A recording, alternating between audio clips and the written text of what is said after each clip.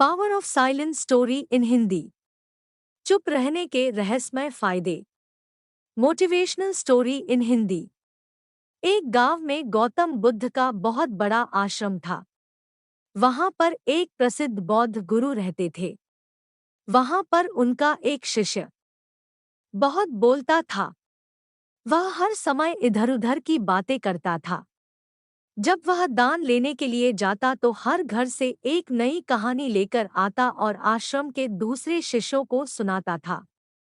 एक शिष्य की दूसरे से बुराई करता, चुगली करता और दूसरों के सामने अच्छा बनने का प्रयास करता। खुद के मुंह से ही खुद की तारीफ करता रहता और हमेशा ही खुद को गुरु के सामने सबसे बुद्धिमान और उत्तम साबित करने का प्रयास करता। वह खुद को सभी शिष्यों से अलग और श्रेष्ठ मानता था। उसका कहना था कि मैं एक अमीर घर का बालक हूँ। अगर मैं चाहता तो एक आरामदायक और सुविधाओं से भरा जीवन जी सकता था।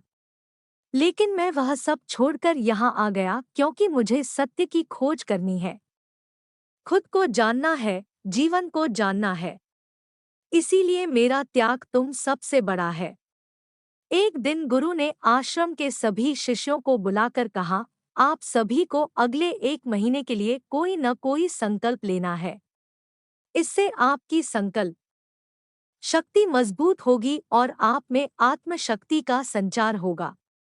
आप सभी अपने सामर्थ्य के अनुसार कोई भी संकल्प ले सकते हैं और यदि 1 महीने से पूर्व आप में से जिसका भी संकल्प टूट जाएगा तो वह अपनी पुरानी दिनचर्या में वापस आ जाएंगे। सभी शिष्यों ने अपनी शक्ति के अनुसार छोटे बड़े संकल्प लिए और गुरु को अपने अपने संकल्प के बारे में बताकर वहां से चले गए। लेकिन वह शिष्य जो खुद को सबसे अलग और बड़ा दिखाना चाहता था, वह सीधे गुरु की कुटिया में पहुंच गया और बोला, मैं कोई छोटा मोटा संकल्प नहीं लेना चाहता, बल्कि खुद की ही जैसे एक बड़ा और महान संकल्प लेना चाहता हूँ। कृपया आप ही बताएं क्या संकल्प लेना चाहिए। उसकी यह बात सुनकर गुरु मुस्कुराए और बोले, क्या तुम मेरे द्वारा दिए गए संकल्प को पूरा कर पाओगे? क्या तुम्हारे लिए उसे पूरा करना संभव होगा? शायद नहीं। वह तुम्हारे लिए संभव नहीं है। तुम उसे पूरा नहीं कर पाओगे। इसीलिए तुम खुद ही कोई संकल्प ढूंढो। शिष्य ने कहा, नहीं गुरुदेव, आप जो भी संकल्प मुझे देंगे, मैं जरूर उसे पूरा करूंगा। गुरु ने कहा, ठीक है, तो तुम अगले 1 महीने तक चुप रहोगे। मुंह से एक शब्द भी नहीं निकालोगे। यही तुम्हारा संकल्प है। शिष्य ने कहा, गुरुदेव, यह भी कोई संकल्प है? यह तो बहुत ही आसान है। 1 महीने तक चुप ही रहना है। आप कोई बड़ा संकल्प दीजिए जो मेरी योग्यता के लायक हो, जिसे पूरा करने में मुझे समस्या हो। गुरु ने कहा, पहले तुम इस संकल्प को तो पूरा करके दिखाओ। शिष्य ने गुरु की बात मान ली और वह उसी समय चुप हो गया और पलटकर कुटिया से बाहर चला गया। उसे चुप रहना बहुत आसान लग रहा था। उसने एक दिन तो जैसे तैसे चुप रहकर काट लिया, लेकिन दूसरे दिन से उसके मन में ना बोलने का बोझ बढ़ने लगा। तीसरे दिन उसे भारीपन महसूस होने लगा और चौथे दिन उसके अंदर एक अजीब सी बेचैनी होने लगी, क्योंकि आसपास आश्रम के सभी शिष्य एक दूसरे से बातें कर रहे थे। वह भी अपना पक्ष उनके सामने रखना चाहता था। उनकी बोलती बंद कर देना चाहता था, लेकिन उसका संकल्प उसके आड़े आ रहा था। इसीलिए वह पूरे दिन सिर्फ मुंह और आंखें बनाता रहता। इसी तरीके से कुछ दिन और बीते और वह शिष्य बीमार पड़ गया। उसका सिर फटा जा रहा था। उसका खाने पीने तक का मन नहीं कर रहा था। वह सिर्फ बोलना चाहता था। वह गुरु के पास गया और उनके सामने बैठकर लिखकर उन्हें बताया, गुरुदेव, मैं बोलना चाहता हूँ। बिना बोले मुझे सांस नहीं आ रही। मेरा दम घुटता जा रहा है। मैं अंदर ही अंदर पागल हुआ जा रहा हूँ। मैं क्या करूं, संकल्प तोड़ दूं क्या?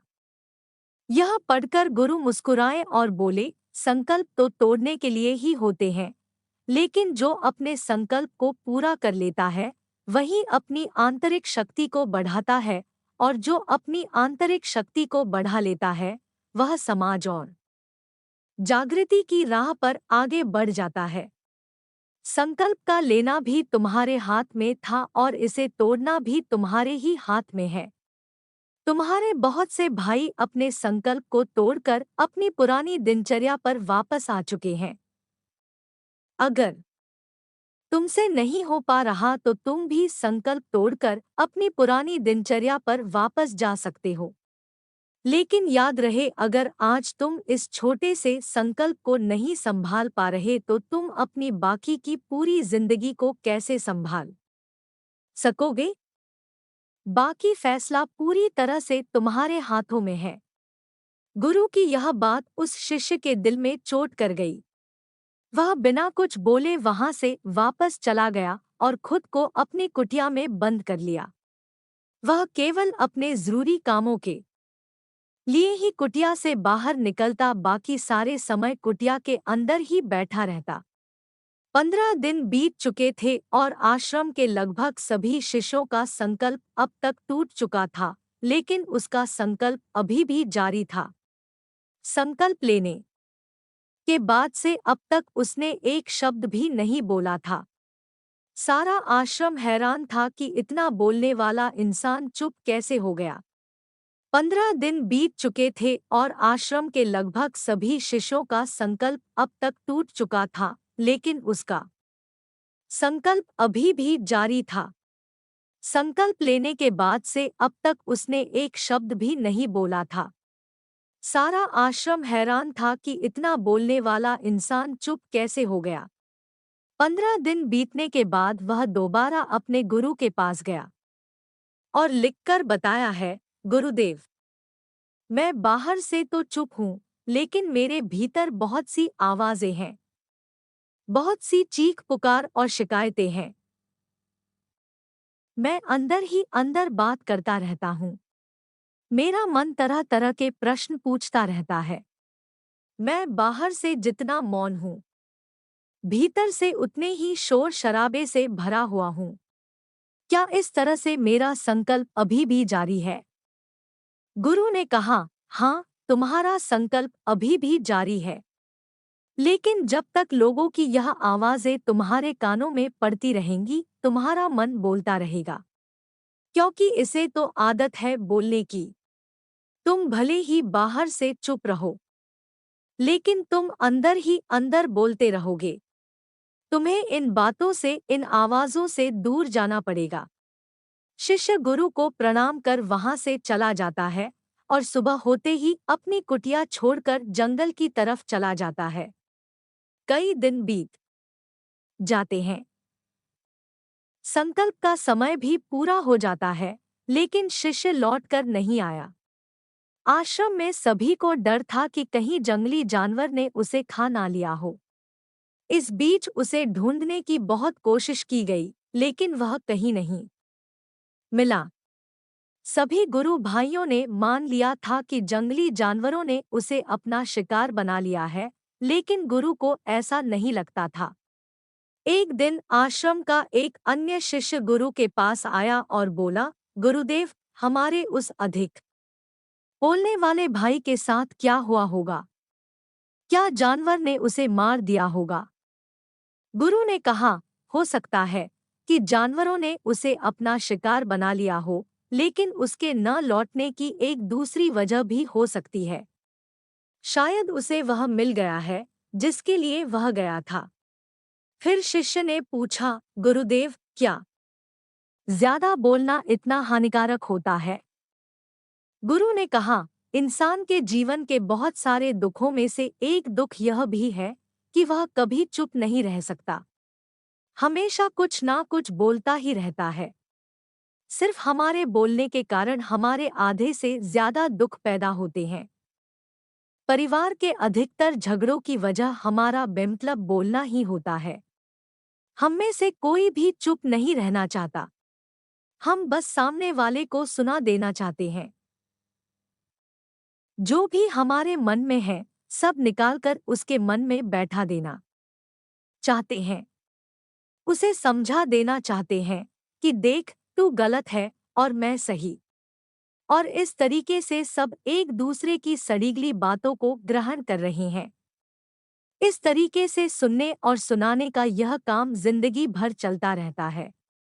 लेकिन इस नासमझी में हम अपना समय, अपना जीवन, अपनी समझ और सबसे महत्वपूर्ण व कीमती पल जो जिए जा सकते हैं, जिनको अनुभव किया जा सकता है, जिनमें आनंद को प्राप्त किया जा सकता है, यह सब खो देते हैं। लेकिन इसके बदले हमें मिलता क्या है? कुछ नहीं। सब व्यर्थ और बर्बाद हो जाता है। इस पागलपन में हमने क्या खो दिया, इसका एहसास केवल कुछ ही लोगों को हो पाता है। बाकी लोग जैसे उन्हें अपने आने का पता नहीं, वैसे ही उन्हें अपने जाने का भी पता नहीं चल पाता। शिष्य ने कहा, तो फिर इसका समाधान क्या है? गुरु ने कहा, पूरी जागरूकता के साथ अपने विचारों को देखना यही एकमात्र तरीका है। सारी मानसिक समस्याओं का वर्तमान में रहकर चिंतन करना, पूरी जागरूकता के साथ अपना काम करना जिंदगी में चमत्कारिक बदलाव ला देता है। उसके बाद वह शिष्य गुरु से अपने प्रश्नों का उत्तर पाकर उनको प्रणाम करके वहां से चला गया। उस शिष्य को आश्रम छोड़कर गए हुए 3 महीने का समय बीत चुका था, लेकिन उसकी कोई खबर न थी। अब तक तो सभी गुरु भाइयों ने भी उसके वापस लौटने की उम्मीद छोड़ दी थी। लेकिन एक दिन वह आश्रम लौट आता है। उसे देखकर सभी के आश्चर्य और खुशी का ठिकाना न रहा। लेकिन अब वह नहीं था जो यहाँ से गया था। वह कुछ और ही बनकर वापस आया था। उसके अंदर एक गजब का बदलाव महसूस किया जा सकता था। उसके चेहरे पर एक गजब का ठहराव और आंखों में बनी शांति थी।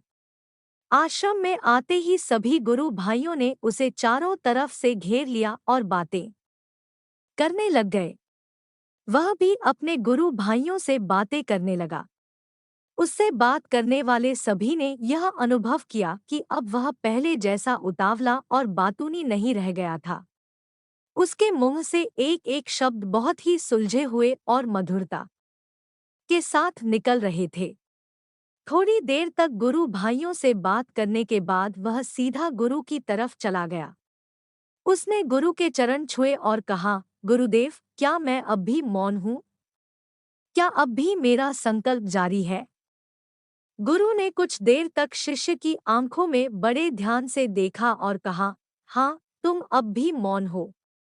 तुम्हारे मुंह से एक भी शब्द निकल नहीं रहा और तुम्हारा संकल्प अभी भी जारी है। शिष्य ने कहा, गुरुदेव, जब मैं आश्रम से गया तो मैं मुंह से तो चुप था, लेकिन मेरे अंदर बहुत सी आवाजें थी।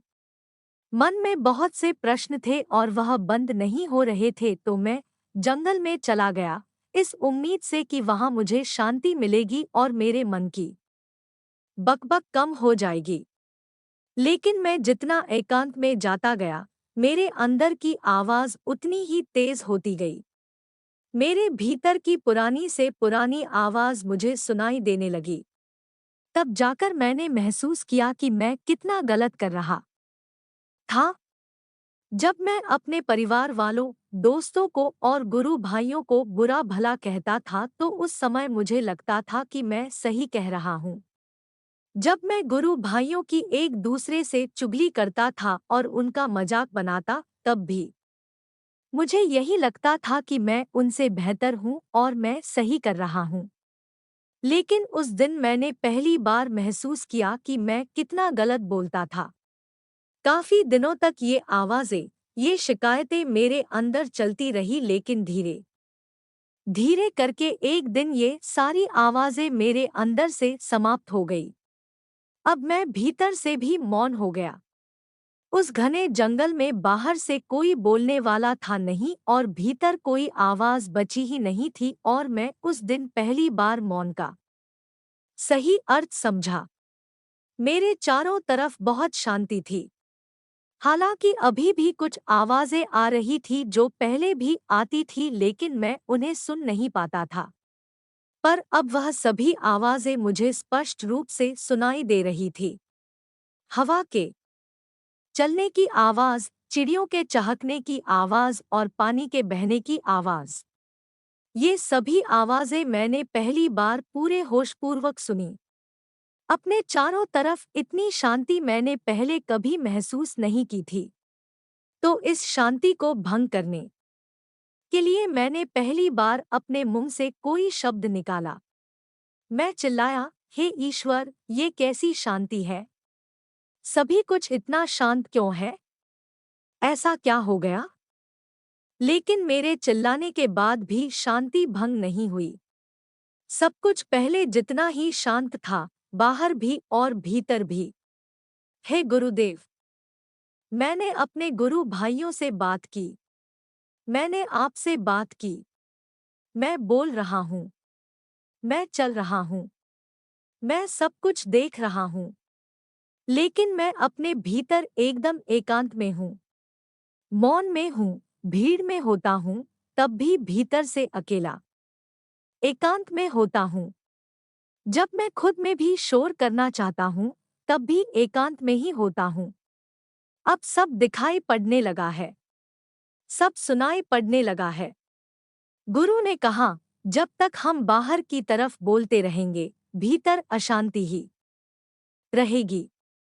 लेकिन जिस दिन हम भीतर की तरफ मुड़ जाएंगे, तब हमारे मुंह से कुछ भी निकलेगा, हम शांत ही रहेंगे। दुनिया में जितनी भी बुराइयां हैं, ज्यादातर हमारे बोलने से ही उत्पन्न होती है, क्योंकि हम चुप रहना नहीं चाहते। हम जितनी जरूरत है, उससे कहीं ज्यादा बोलते हैं। हम सामने वाले को सुनना नहीं चाहते, बल्कि उसकी बोलती बंद कर देना चाहते हैं। उसे समझा देना चाहते हैं कि मैं कौन हूँ, मैं क्या कर सकता हूँ, और यही हमारी जिंदगी का मकसद बनकर रह जाता है। हमारी सारी ऊर्जा व्यर्थ के बोलने में बर्बाद होती रहती है। ऐसे ही समाज में लोगों का जीवन दुखों से भर जाता है, जो हमेशा एक दूसरे को सुनाने में लगे रहते हैं। कभी एक दूसरे को सुनना नहीं चाहते, समझना नहीं चाहते, और चुप रहना तो उन्होंने कभी सीखा ही नहीं, क्योंकि चुप रहना उन्हें छोटा महसूस करवाता है। दुनिया की सभी लड़ाइयों का कारण हमारा बोलना ही है। इसलिए हमें सिर्फ उतना ही बोलना चाहिए जितना जरूरी हो, क्योंकि व्यर्थ का बोलना ऊर्जा को नष्ट करना है, और यह बोलना ही हमें कभी अपने भीतर की ओर लौटने नहीं देता, क्योंकि यह हमें बाहर की ओर खींच कर रखता है, और बाहर है कि क्या इस संसार के अलावा। लेकिन अगर अपने भीतर के संसार की ओर मोड़ना है, तो इस मुंह को बंद ही रखना चाहिए। इसीलिए जितने भी बुद्ध हुए, आत्मज्ञानी हुए, वह सभी एकांत की ओर भागे, ताकि उन्हें ज्यादा न बोलना पड़े, ज्यादा सुनना न पड़े। वह एकांत में रहे और शांत रहे। इसीलिए आसानी से भीतर की यात्रा कर पाएं।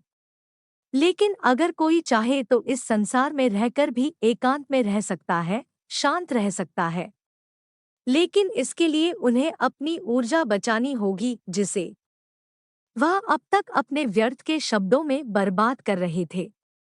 दोस्तों, इस कहानी की सीख यही है कि व्यर्थ का बोलना ऊर्जा को नष्ट करना है। ज्यादा और व्यर्थ बोलना ही हमें अपने भीतर की ओर लौटने नहीं देता, क्योंकि यह हमें बाहर की ओर झुकाए रखता है, और जिन्हें भीतर की यात्रा करनी है, उन्हें अपने मुंह को बंद ही रखना चाहिए। मुझे उम्मीद है कि आपको यह कहानी पसंद आई होगी और काफी कुछ सीखने को मिला होगा। कहानी के बारे में अपने विचार आप हमें नीचे कमेंट बॉक्स में कमेंट करके बता सकते हैं। नमो बुद्धाय।